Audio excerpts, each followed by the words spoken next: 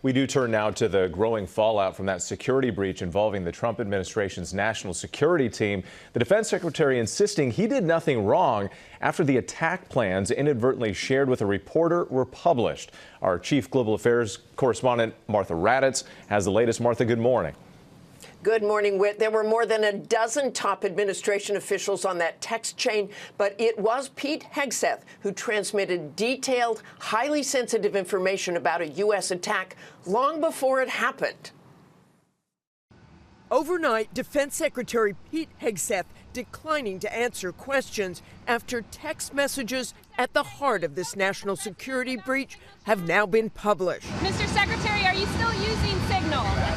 Reporter Jeffrey Goldberg had been inadvertently added to a group chat with top administration officials on the commercial messaging app Signal, in which plans for strikes on Iran-backed Houthi rebels in Yemen were being openly discussed hours before they actually happened.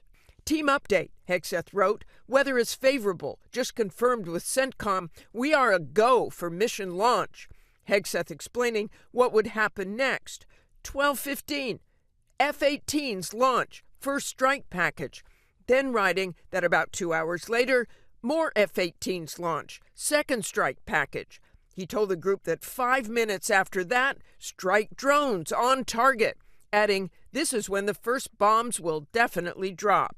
And that about an hour later, the F-18 second strike starts. Also, first sea-based Tomahawks launched. Hegseth has insisted he didn't divulge any classified information that would have put American forces in harm's way had his messages on Signal fallen into the wrong hands. There's no units, no locations, no routes, no flight paths.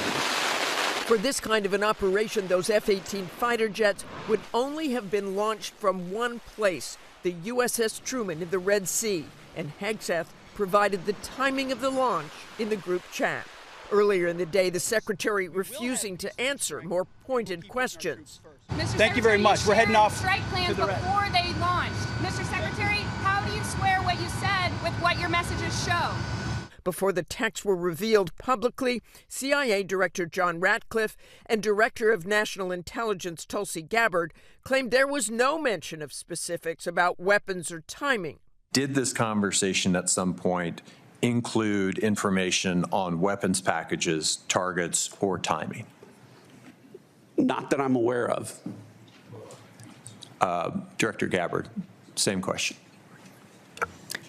Same answer. Now, Gabbard says she had forgotten the details of what was in the messages. So it's your testimony that less than 2 weeks ago, you were on a Signal chat that had all of this information about F-18s and MQ-9 Reapers and targets on strike, and you in that 2-week period simply forgot that that was there. That's your testimony? My testimony is I did not recall the exact details of what was included there. Secretary of State Marco Rubio, who was also in the chat, pointing fingers, saying someone made a big mistake. I think there'll be reforms and changes made, so this was not going to happen again. It can't. The White House saying the president remains confident in his team, but Trump distancing himself from the incident. Do you still believe nothing classified was shared? Well, that's what I've heard. I don't know. I'm not sure. You'll have to ask the various people involved. I really don't know.